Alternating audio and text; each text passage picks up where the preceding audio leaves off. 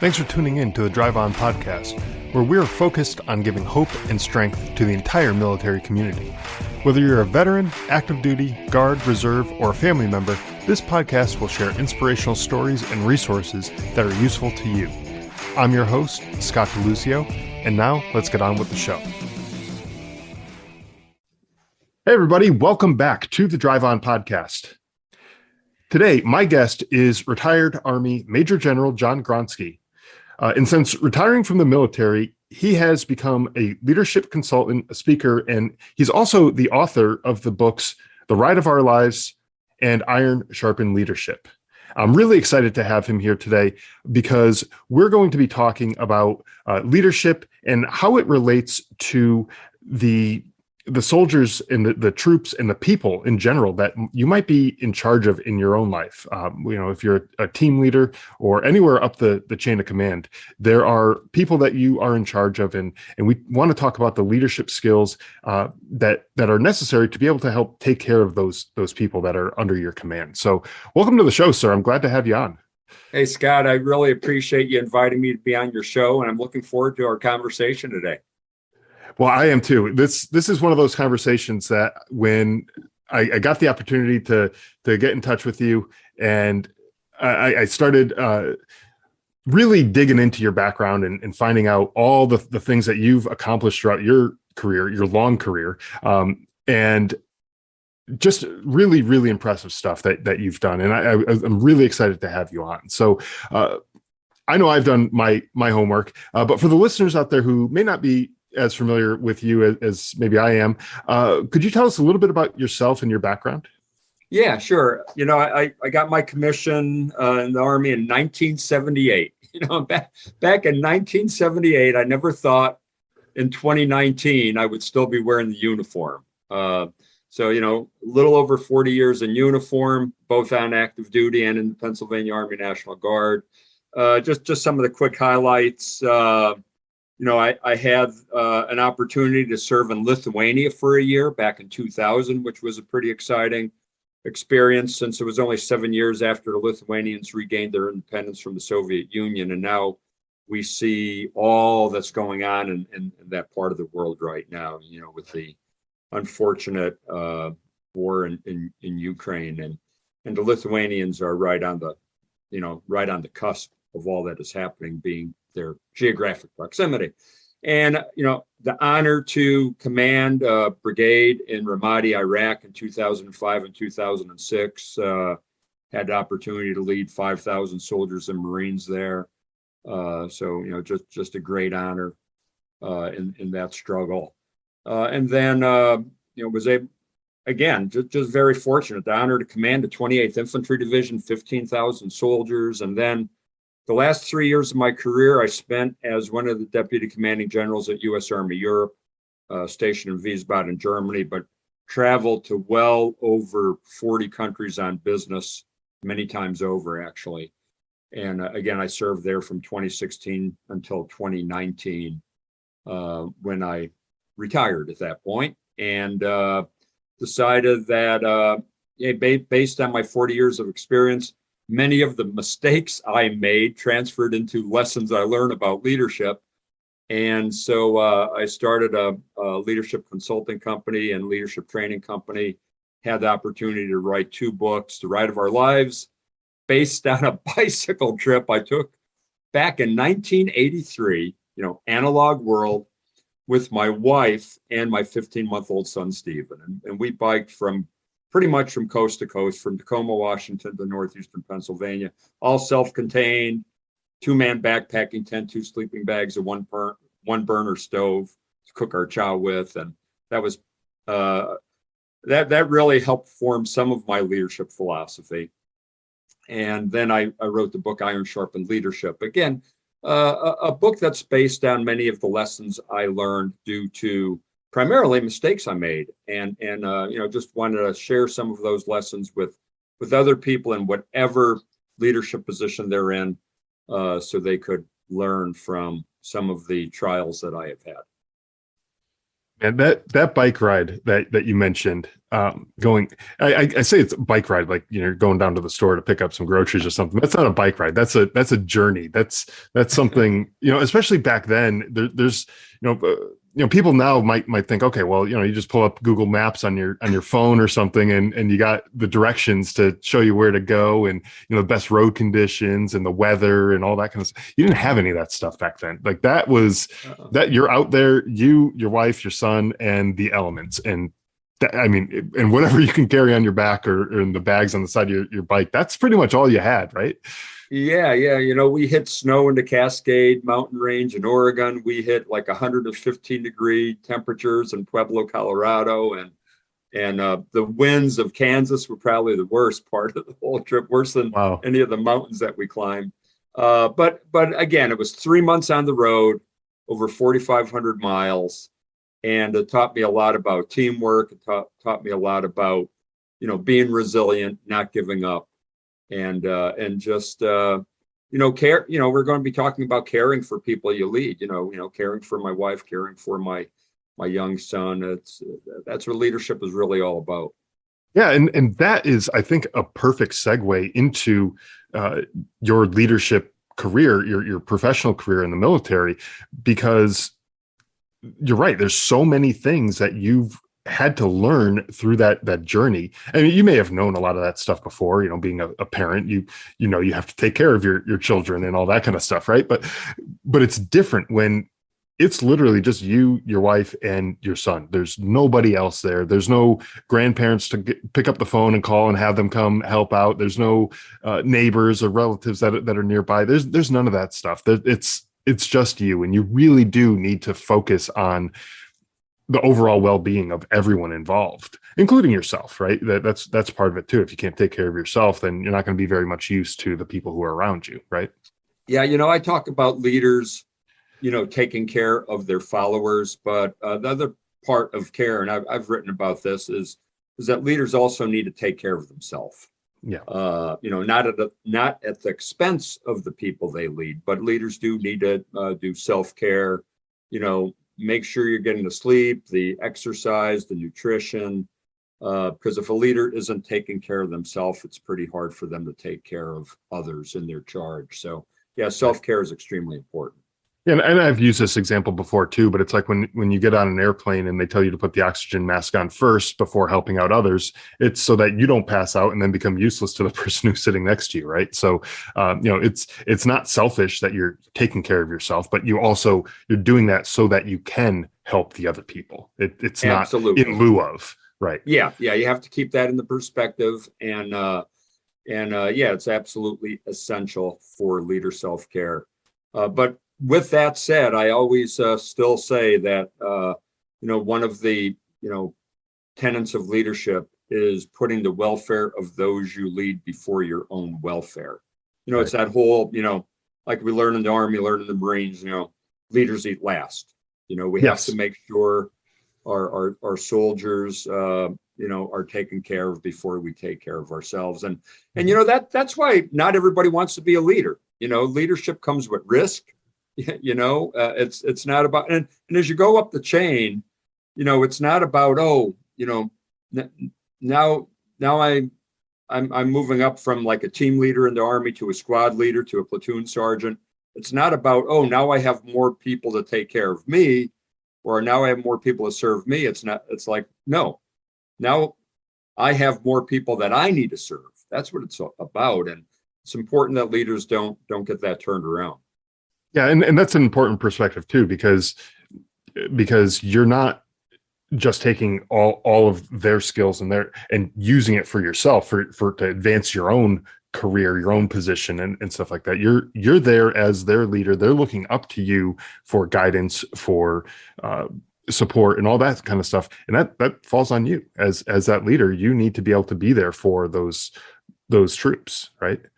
Yeah. Yeah, there's. I was thinking about this earlier today. There's certain dirty words when it comes to leadership. Things we don't want to be. We don't want to exhibit cronyism. We don't want to exhibit favoritism. We don't want to exhibit racism. All those schisms we don't want to exhibit. But ambition really shouldn't be a dirty word. And when I'm talking about ambition as it relates to leadership, it's not about a leader's ambition for their own career. It's about the leader's ambition for the organization which they lead. And it's about the leader's ambition for the people that they lead. It's doing your best to take care of your people and making sure they get the training they need and just the care from the leader that they need in order for those followers to become the best that they could be. And that's right. Certainly an important responsibility, I believe, of a leader. Yeah, no, for sure. And there's certain characteristics that a leader just needs to have. Certain things, and you've talked about this in your book, The Iron-Sharpened Leadership.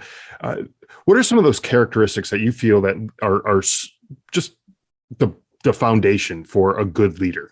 Yeah, absolutely. The foundation is strong character, and values such as integrity.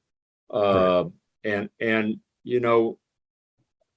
Leaders cannot mortgage their values in order to get ahead, because whenever leaders do that, they only get behind. You've got to stay true to your principles. You've got to stay true to your values. And so that's foundational. The values that we learn in the Marines and the Army, all of those things. And then along with organizational values, we also have to spend the time to be introspective enough to really reflect on what are our own personal core values, which could be a little bit different than our organizational values. But I found that if a person doesn't spend the time to reflect on what their personal core values are, and if we believe that when we're making personal decisions, it's important to factor our values into the personal decisions we make, how are you going to do that if you don't even know what your values are? So, extremely important to go through that. Could be a 6-month journey, could be a year journey to really reflect on, hey, what's important to me when my back's against the wall? What are those values that I'm really going to stand for? So you have to go through that introspective journey. And that really, I believe, will help people. It's a spirit. I talk about spiritual fitness. That's part of spiritual fitness, to reflect on those values. And then when you're going through a challenge, you could really use those values as a foundation to stay the course and stay self-disciplined and see things through even when things are challenging. And that's kind of like having a roadmap, going back to your bike ride, right? If you didn't have a roadmap, some sort of direction for where you're going and where you're headed, and knowing what you needed to do to get to your final destination, you'd be lost. You wouldn't know what to do. Right. And same thing with these values, they help set you in that right direction. Yeah, I know we want to talk about, the importance of people staying resilient and being able to overcome challenges, life challenges, adversity. And one of the big things there is you have to be clear on what your life purpose is. If you understand what your purpose is, you could put up with almost any how or challenge in your life. Nietzsche had said that, the great philosopher. So again, purpose is a powerful thing.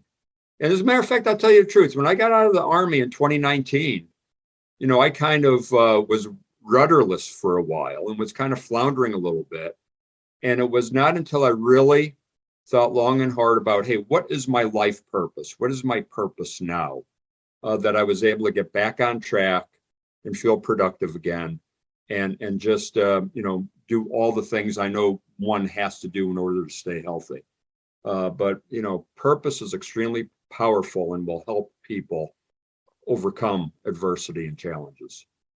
Yeah, and that sense of purpose is what I found from talking through all these, I don't know, probably 180, 190 some odd episodes at this point, talking to all these people.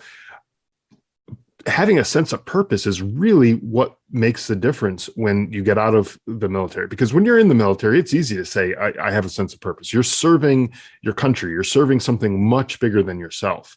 But when you get out, now it's you against the world. What is your purpose? What is it that you need to do to set yourself up for success, to go after that purpose? Yeah, that's exactly right. And I think for anyone who's listening to the podcast who is transitioning out of the military, or maybe making a transition, from a civilian career to maybe into retirement, or whatever the case might be, that sense of purpose is extremely important. But the other thing I found is extremely important. When we're working for a civilian organization, or in the military, or law enforcement, or whatever that field might be, we've got folks around us. We've got our buddy teams around us, right? And then when we transition out, all of a sudden that support system that was automatically there all the time isn't there. So really what I set out to do was find people in my life outside of my family who I could kind of count on as a quasi board of directors, if you will, just people that, hey, I could count on, I know I could dial them up anytime, ask them for a little bit of advice, or even if I'm feeling a little bit down, or I think I'm going a little bit off path, I could call them and just kind of check in and get them to help me gather my thoughts and keep me on the right path. So I think it's important to find those people in your life, of course, family members, but then also people outside of your family that you could kind of form around yourself, because it's just not ready-made when you transition out of the military like it is when you're in the military. Right. And so, yeah, exactly. You need to basically create that support structure for yourself, whether it's family members or friends or coworkers or whoever it is. You have to create that. And that brings me to the title of your book, The Iron-Sharpened Leadership, which is in reference to the Proverbs 27:17, right? That as iron sharpens iron, so one person sharpens another. And so we need those people in our life. We need to have those connections so that we can help each other out. You may go fast on your own, but you're not going to go too far on your own, right? Yeah, and then it's this whole notion of iron sharpens iron. This is what it means to me, and this is why it resonates with me so much. It means finding people who are a little bit more talented than you are, finding people that are a little bit more stronger than you are. There's this saying, if you're the strongest person in the gym, find another gym, right? If you're the smartest person in the room, find another room. You always want to try to associate with people who are just, have a little bit more talent or a little bit more strength. And I use strength not only physically, but could be emotionally, mentally, spiritually, however you want to term that. But surround yourself with people who could make you a little bit stronger just by being in their presence. But at the same time, now you've got to give back. You've got to reach down to other people who maybe aren't quite as strong as you are, and now coach and mentor and help them along the way too. So isn't that it's almost like a chain. As you're reaching up for stronger people to help you and you're getting stronger, now you're reaching down to somebody who might be a little bit weaker and you're helping them get stronger. It's just a great thing. And actually, as you were saying that, I had this vision in my mind come up of people climbing up a mountain and just basically forming a chain with their arms, trying to help pull each other up, right? And it takes that person who's at the very top to be able to help that next person down, and then the next all the way down to the person who's still at base camp at the bottom of the mountain, right? And helping each other pull up, right? And that, to some people, when you talk about leadership, right? Some people look at that as, well, if I help this person who's below me, they're going to now advance ahead of me, right? And then that's going to leave me in the dust, and I'm not going to get that next promotion. But if you think about it that way, you're not looking at getting into that room where you're not the smartest person anymore. You're not looking to advance yourself as well. And you need to focus on, I mean, even to this day, you always need to be improving yourself and learning new things and everything like that. So you can be that better leader who can help continue to bring up those people who are under you. Right. Scott, this is the other thing. People who have that attitude that if I help this person along, it's probably going to, push me back. Yeah. I don't think anything could be farther from the truth. I think when you focus on advancing yourself rather than helping somebody else to advance, your heart remains empty. The only way to fill your heart is by trying to help other people. Yeah. So, maybe you'll advance if you don't help somebody out, and if you push somebody down, maybe you'll advance, but I will tell you, you'll be advancing with a empty heart and you will not have joy in your life.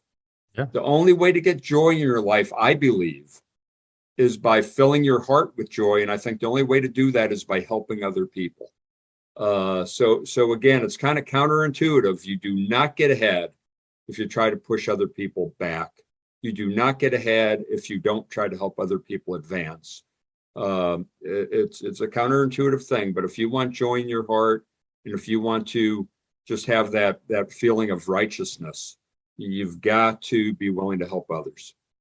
And I had that same thought pop in my head where that mountain, right, where people before were working as a chain, working together to help each other all up the mountain.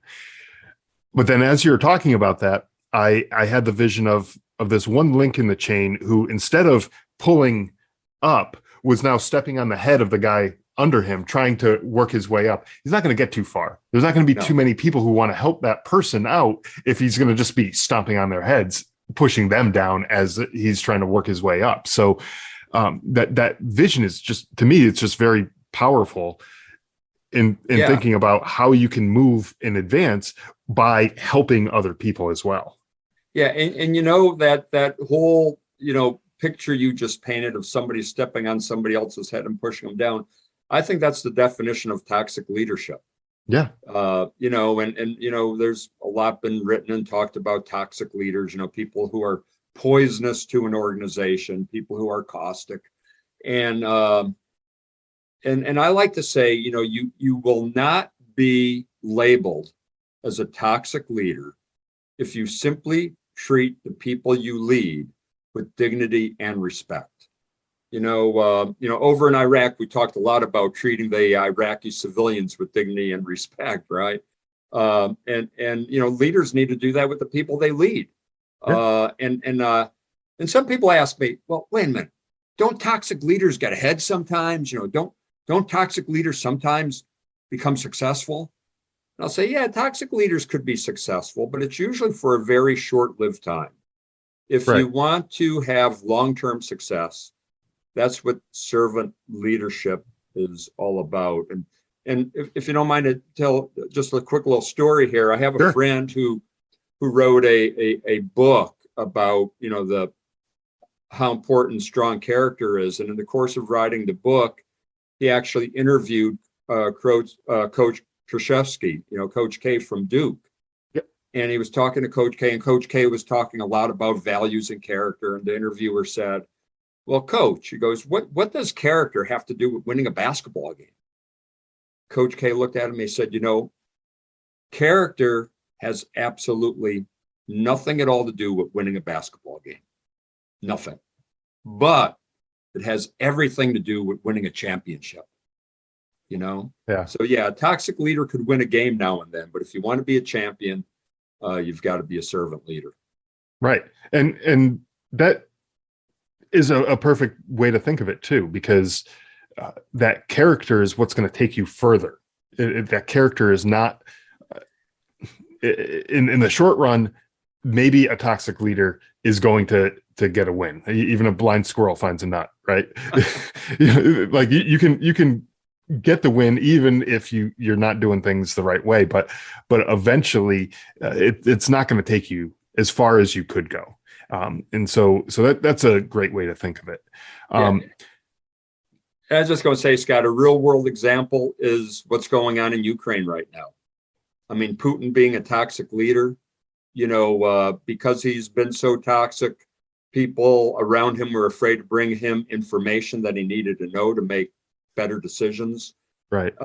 Because he's corrupt, everything around him was corrupt, and he didn't have the military that he thought he had. I'm sure a lot of that money that he thought was being spent on military equipment was lining the pockets of oligarchs.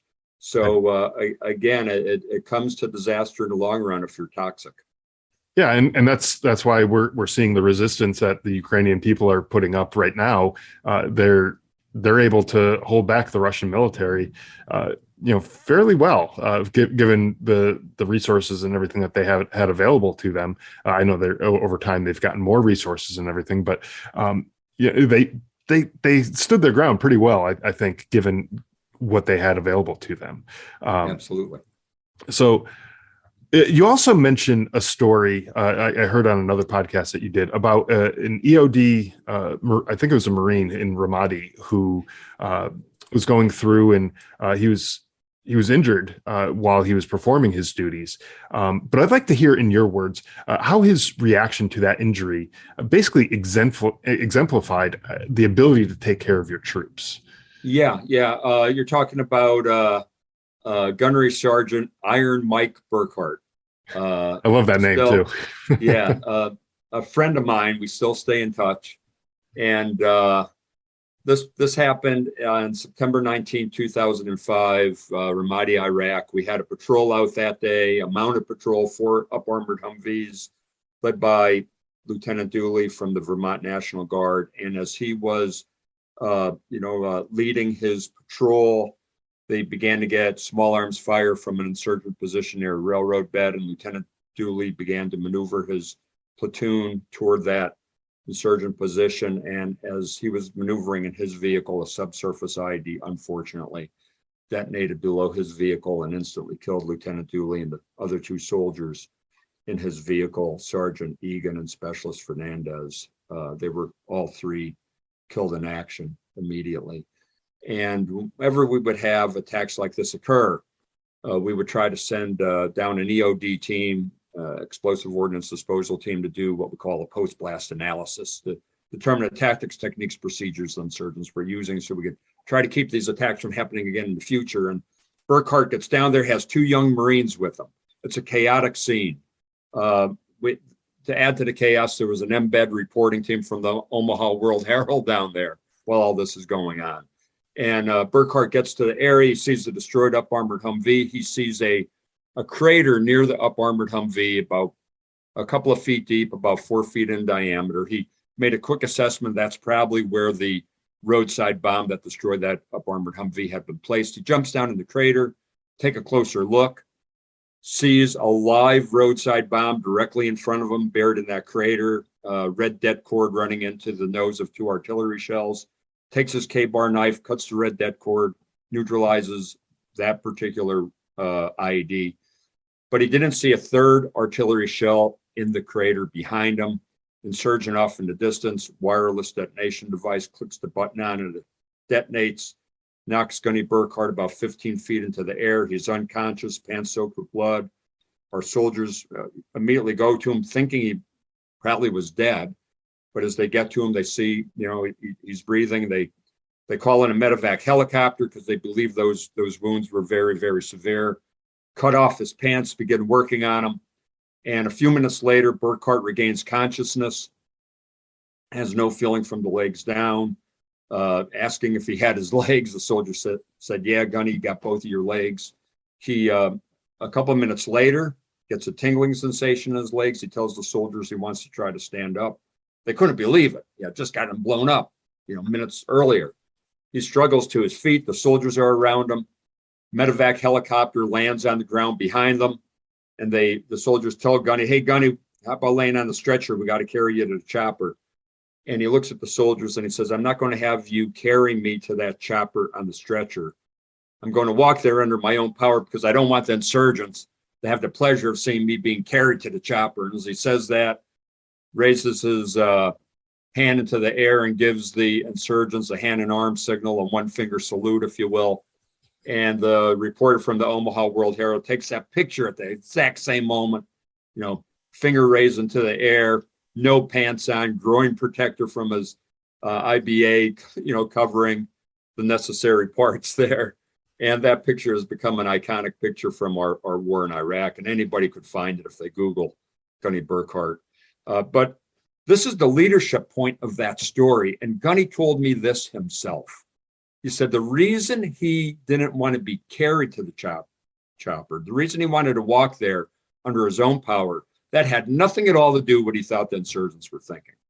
The reason he wanted to walk to that helicopter is because of those two young Marines he had out there with him that day. He knew those two young Marines were going to be out there later on that day, probably neutralizing other roadside bombs. And he didn't want to shatter their confidence. So the leadership point is, even minutes after getting blown up, his main concern wasn't with his own wounds. His main concern was with those two young Marines who he was leading that day. And I like to say, isn't that really what leadership is all about? Caring more for those you lead than you care for yourself.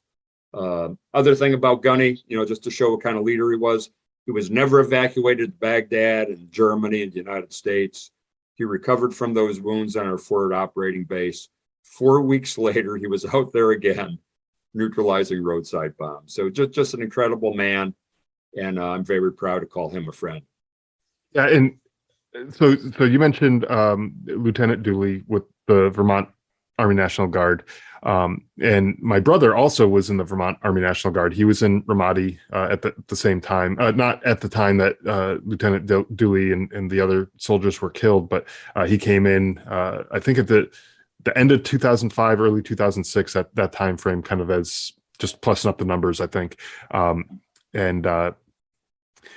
He some of the stories and some of the pictures and stuff that he would show us after he got back home and talking about were just mind blowing to think that people actually have to experience all this stuff there. That was just a very tough time to be in Iraq, or really to be anywhere, to live through that kind of stuff. But so with that said, my brother was also under your chain of command as well, and I think it's leaders all the way up and down the chain of command that make people like Gunny, like you were talking about, like him, being able to say, I want to put these men first. I want to think about them before my own situation, because I don't care who you are. It's going to be a heck of a lot easier to be carried off in a stretcher than it is to be walking to the helicopter with blood dripping out of God knows where, and your pants off, everything like that, showing your business to the whole world, right? Especially with reporters there with cameras and everything. It's gonna be a heck of a lot easier to be carried off. But that's not what he wanted. That he didn't want that for his soldiers. I truly believe that it's like I said, it's the leaders up and down the chain of command that made it so that he had the confidence and the ability to do that type of work and be that type of leader. It wasn't a one-man job that did that, but not taking anything away from what he did and the type of character that he has, but he didn't learn, he learned that from somewhere. And I really believe that came from the leadership going into there. Right. Yeah. And that's why being a servant leader, being a character-based leader is so powerful, because you could have generational impacts. I mean, think about the soldiers on the ground that day that saw how Gunny Burghardt carried himself. Right. How he was more concerned with those two young Marines than he was with his own wounds. I am sure, that really formed and shaped the leadership characteristics of many of the soldiers who were out there watching him that day. And they'll act that way. And then, 20 years from now, people they're leading right now will also act that way. I mean, it's generational. The impact is astounding. And just getting back to basic leadership, a sergeant in the Army, a team leader, he's leading 4 other people in his fire team. And I used to tell sergeants this all the time. The same could apply to a foreman in a factory, not a foreman, but maybe a team leader in a factory, is that, those young people, okay, so maybe it's a 22-year-old sergeant, right? But those 18-year-old privates that are serving with that sergeant look to that 22-year-old sergeant as a god. As far as they're concerned, wow, he's a non-commissioned officer. He's been around, he's been around the block. He's got this experience. And so I tell these sergeants, you could change somebody's life just by the way you decide to lead. And it's a very powerful position to be in. And so no matter how many people you lead, or no matter what your experience level as a leader is, you have to really understand that people are watching you, people respect you, and people are going to mold their leadership behavior off of the leadership behavior they see you demonstrate. Right. And that could be good or bad. If you are one of those toxic leaders who is a bad leader, you will have that same impact on those soldiers. And it's like you put crap in, you're going to get crap out. You put good stuff in, you're going to get good stuff out. And so it's really up to the leaders to determine what type of soldiers or workers in a factory, or whatever the case may be, what type of people that you're going to end up leading. Yeah. And that's why it's important for leaders who are a little bit higher up the chain to get around and circulate and just talk to the basic soldier, the basic worker out there. Because one thing about toxic leaders I've found in my 40 years of serving in the Army and other leadership experiences is that toxic leaders have a way of hiding their toxicity from their boss. Have you ever noticed that? Yeah. They toxic leaders, are kind of like sycophants. I say that too. I use that fancy word so I don't have to use the word that's a little bit more vulgar than that. But kissing somebody's butt. But toxic leaders have a way of hiding their toxicity from their boss. So unless the boss gets around and circulates and just talks to the common worker or soldier out there, and then they could kind of start to pick up some cues of, hey, is this a good leader or is this a toxic leader? So that's one of the reasons a leader has to circulate down to various levels. Yeah, and I think it's really important, like you said, for the leaders to get down to the various levels to see what's going on in their own with their own eyes. Because just like you were saying before with Russia and Putin, he kept having the yes men coming to him and saying, oh yeah, everything's fine, the money's going where it's supposed to be going, all the training's happening, we have this world-class elite military, and everything is a-okay. I'm sure in different words, obviously. But without Putin going out to the actual troops in the unit and seeing what's happening and seeing what type of training they're getting and actually seeing with his own eyes, how could he know for sure one way or the other if this was going to be what he was expecting it to be? Yeah. And then the other important thing for leaders, especially young leaders or aspiring leaders, to realize, like, when you're out there circulating, okay, so what does that mean? What are you supposed to be doing? Really, what you need to do is keep an eye on what do your folks, what obstacles are in the way of the people you're leading that's preventing them from doing their job as well as they could be doing it. You have to keep an eye out for that. Or what resources do they need so they could do their job a little bit better? Those are the things a leader needs to be looking for, besides, just talking to the troops and really getting to know the troops. That's important. But once you identify what obstacles are in their way, you might be in a position of authority where you could remove that obstacle now. Maybe the actual, soldier on the ground, worker on the ground didn't have the authority to remove the obstacle, but you could. Or if you don't have the authority, now you have to show the personal courage to go to your boss and try to get your boss to remove that obstacle. Or now you can provide a resource to your people if you see that they need a particular resource that they don't have. Or again, go to your boss and fight for that resource. Yeah. So those are the things leaders need to be doing when they're circulating. They're just not out there. Yeah, you're out there. You're trying to get to know your people, but it's just not about being out there glad handing everybody. Yeah, you could glad hand all you want, but at the end of the day, what your people really want is, hey, remove these obstacles that are just killing us, right, and give me this resource I need, because everybody wants to do a good job. And it's that leader's responsibility to keep an eye out for those things. And I think on the lower leadership levels, the people who are dealing directly with, so like the team leaders dealing directly with their team, or the squad leaders, or platoon sergeants even, when they're dealing with their individual soldiers, I think it's important for them to also, we sort of talked about this before, but leading by example. And showing that with regards to things like mental health, right?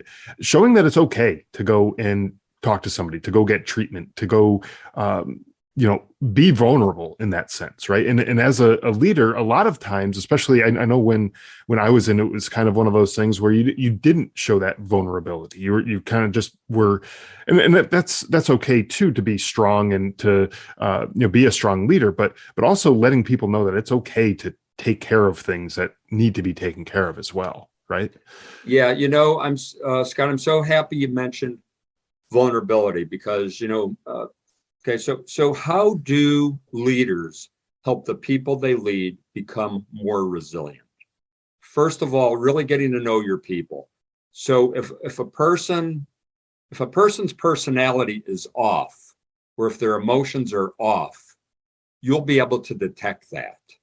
And you'll be able to ask them, hey, is everything okay? What's going on with you? To, maybe get them to somebody who's a little bit more, in the profession of helping them deal with some issues, so that's one thing right there. And then also allow yourself to be vulnerable by sharing stories about yourself, about how, some struggles you've had in the past, and how you were able to overcome those struggles, and let people know, hey, I had to reach out. I had to get help.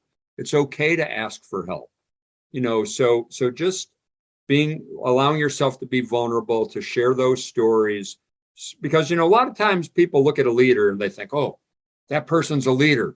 They probably never made a mistake. They probably never had a bad day. They probably never struggled with emotional behavior issues or anything, but that we all know that's bullcrap. We all know as leaders, we struggle emotionally. We struggle with family issues. We struggle with guilt issues. We served over in combat and we came back and some of our buddies didn't. We struggle with all those issues ourselves. And the only way we've been able to get through it is by asking for help. And it's okay to let the people you lead know that it's okay to ask for help. So those are such important things for leaders to do on a day-to-day basis, so you can help your people become more resilient and overcome these emotional and mental challenge that many of the people face out there. Yeah, and that goes back to what we were talking about before, by leading by example, and talking about putting in the effort that you want to see coming out of the people that you're leading. And so, like you said, talking about the things that you've done, that you've experienced, talking about your own personal experiences, help to just show that, hey, you know what? It's okay to be human. It's okay to have these normal reactions to abnormal situations that most people never experience in their lifetime. But here you are, you experienced it, and now you're having this normal reaction to it. How do you deal with it? Well, this is how I dealt with it. Right. Yeah, Scott, I think it's particularly hard for people in the military profession or in law enforcement, because we join those professions because we want to be a protector, right? Yeah. We want to protect others. And when you see yourself as a protector, a lot of times you don't realize that, hey, sometimes you need protection too, Mhm. Your role as a protector, you want to kind of steel yourself and be tough and pretend you don't need anybody's help. I could handle this. But man, everybody needs some help. And Right. leaders need to go around and get that message out to your followers that, hey, it's okay to ask for help. That, hey, it's like if you're in a gym and you want to get stronger, don't you ask for somebody to spot you on the weight bench? Right. So that's asking for some help, and again, if we want to get stronger emotionally or mentally, a lot of times we have to ask somebody to help us a little bit. Hey, could you spot me? Because I'm having a bad day today, so I need somebody to talk to. No different than how you would get a spotter in a weight room spotting you if you're benching. Right, exactly. Because you're only gonna hit a cap of how much you can do on your own without having that support. Because you don't want to be putting up way more weight than you're physically capable of doing at this point without that guidance there. Because otherwise, you're going to be missing a few teeth on the way down, right? Yeah. But this podcast, a lot of the stuff that we're talking about in terms of helping other people, but this podcast, and I talked about this earlier with you before we started recording, it started after several soldiers I served with came back home, took their own lives. And I didn't want to sit around waiting for another phone call telling me that another friend that lost their battle with PTSD or whatever they were dealing with, right? And I also realized that this was a problem that stretched far beyond the people that I served with. The statistic that gets thrown around, 22 veterans a day take their lives. I'm sure that fluctuates, over the course of time. But the way I've always thought about it is imagine being the 23rd person in a room with 22 other people, knowing that by the end of the day, you're going to be the last man standing. Now, just think about that, right? They're all going to take their lives at some point during the day. Would you just hang around and just do nothing all day and just go about your business and forget about all those people? Or would you help other people in the room, right? I think most of us, especially the people who aspire to be good leaders, would try to do something to help the other people in the room. So that's basically where this podcast came from. I didn't want to be standing in the corner of this room just watching these people fall every day. And I may not be able to save everybody who's in the room. I can do my best to try to help as many as I can. But with that said, I think the more people that we have in these rooms, these rooms that I'm drawing that picture of, the more help we can offer, right? And so if we have 44 people in the room, we got a one-on-one basis now. We're able to help each individual working through their own situations, right? And the more lives ultimately, I think we'll be able to save. And so that's why I think it's important for even taking this outside of the military itself, where you have your team leaders, your squad leaders, all the way up the chain of command. You start looking at veteran organizations like the VFW, with the American Legion, other organizations. I'm just picking on those two right now, but there's plenty of other organizations that are out there like that. What can these organizations out there do to help people who are transitioning out of the military service and deal with their PTSD and the other issues that they might be going through from a leadership perspective? Yeah, I think the big thing is that they just they need to let people know who are transitioning out that, hey, we are here for you. We're not going to judge you. We're here to listen. I think networking is a big thing. I think the more networking that they could provide, so people with those shared experiences could come together. You know how it is. If you're dealing with a situation, it's much easier to talk to someone who has also dealt with a similar situation. You feel more comfortable talking to people like that.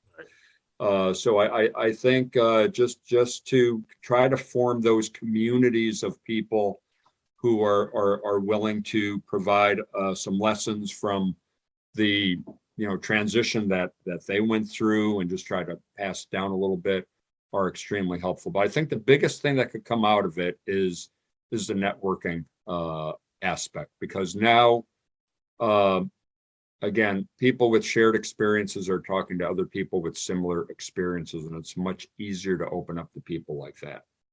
Yeah, and that networking is huge. And it goes back to what you were saying before about having that group of people in your life, right? That you may get out of the military and not really, maybe you don't have a family life. Maybe you're not married, you don't have much relatives around your area, whatever. You don't have people to fall back on. But when you start building this network, and that's, I think I mentioned earlier, you actually have to work at this, and you have to build this network of people to have in your life. And organizations like this have those other like-minded people who have gone through similar experiences. And so that's a perfect place to start, is going into these organizations and just saying, hey, I'd like to get involved, get to know some more people. And but you're right. I think from the organization standpoint, they need to get out into that community, the military community, and let people know, hey, we're here for you. We're here to help support you in whatever way we can. Yeah, I do want to mention, I live in South Central Pennsylvania, about an hour, 45 minutes from Philadelphia. There's a great veterans organization in the Philadelphia region, the Greater Philadelphia Veterans Network. So if there's anybody from any other part of the country listening who is trying to form a similar type of group, you could Google, the Greater Philadelphia Veterans Network, reach out to some people there. They do a tremendous job helping veterans who are transitioning out, find a path, find a way, whether you want to be an entrepreneur or whether you want to work, for a company, a civilian company after transitioning out. Great association. So I recommend anybody who's listening, reach out to them. They could help you. And just really a big shout out to the Greater Philadelphia Veterans Network, because I know they do a tremendous amount of work to help veterans who are transitioning. Another organization is 4Block. 4Block is a really great organization to help veterans who are transitioning. So there's many organizations like that out there. Those are two that I'm involved with, and two that come to my mind that I just wanted to share with people.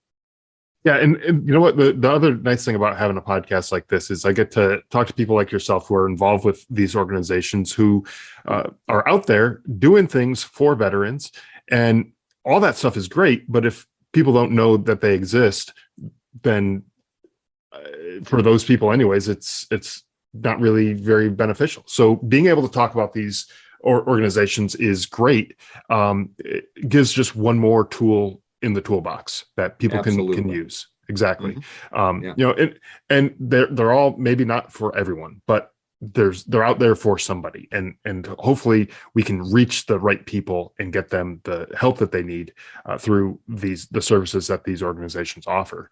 And I think, to me, that's really the name of the game, just pointing people in the right direction and letting the people who do the work best do the work and help the people as best as they can. Yeah. I mean, they've got the expertise. They've been dealing with veterans now for many years, and yeah, you might as well try to go with organizations who have a good track record helping transitioning veterans. Exactly. Yeah. So I know we're kind of closing in on the hour mark here on this episode, and time has just literally flown by. I think I could probably sit here and talk with you all day, but I know you're a busy man. I don't want to keep you. I want to give you an opportunity to talk about your consulting and the services that you offer, and as well as your books and where people can find those as well to help support you and get your message out there to more people. Yeah, Scott, thanks for asking about that. I do have a pretty cool website. It's johngronski.com. And people could go to that website, and there's a lot of free leadership development material on that website. There's a leadership blog that I write, they have access to. You could access my YouTube channel where I have short leadership videos.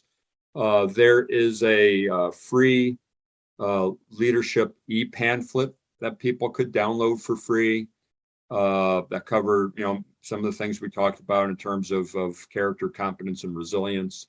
There's a free periodic leadership email that I send out. It's called Leadership Sharpeners, so people could register and you'll receive that every few weeks. So again, just some cool leadership resources. If you want to purchase my book, go to my website. There's a link to my e-commerce site where you could purchase a signed copy of either Iron-Sharpened Leadership or The Ride of Our Lives. And then when people read my books, if they want to reconnect with me, ask me a question about the book or just something that they read that they maybe don't quite understand, that they want to get a little bit more information. And I'm always glad just to be available to people to provide any more insight that they might be after. And then, I just did a 2-day leadership workshop for law enforcement officers and for leaders from other civilian sectors. This past Thursday and Friday, conducted that leadership seminar, 2-day leadership and resiliency workshop in Somerset County, New Jersey. I'll be doing another similar workshop in the Allentown, Pennsylvania area in September, and then another workshop like that in Northern New Jersey in November. So I do 2-day leadership workshops that are very well received. And then I do a lot of keynote speaking for organizations. I do a lot of leadership seminars for colleges and again, other civilian organizations and also for military. And anytime I do anything for the military, it's usually always pro bono, always glad to help. So those are some of the things I do. And again, it's my life purpose. I talked earlier about life purpose. I determined that my life purpose is trying to share some of the hard leadership lessons that I've learned with leaders, seasoned leaders and aspiring leaders, to help them become stronger leaders and maybe not make some of the same mistakes that I made in the past. As far as I'm concerned, with that picture that I painted with the people helping each other up the mountain, I think you're towards the top of the mountain, and you're definitely helping pull up as many people as you can.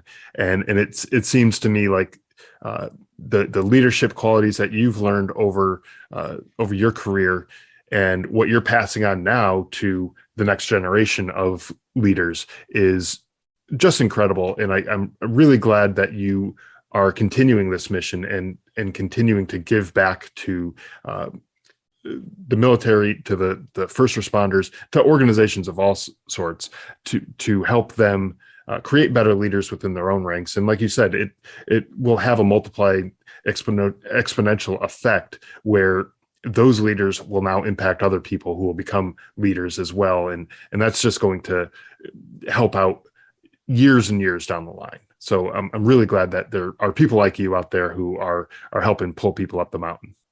Yeah. Hey, Scott, I appreciate you saying that. And you too are helping pull people up the mountain with this podcast you do, with the positive messages and important messages that you get out. I love this, concept of the Drive On podcast, and thank you for taking the time and the energy to do what you do, because I know it's helpful to many people. Well, thank you again. I really appreciate having you on, and it's been a pleasure speaking with you today. Thank you. Appreciate it. Thanks for listening to the Drive On podcast. If you want to check out more episodes or learn more about the show, you can visit our website, driveonpodcast.com. We're also on Instagram, Facebook, Twitter, LinkedIn, and YouTube at Drive On Podcast.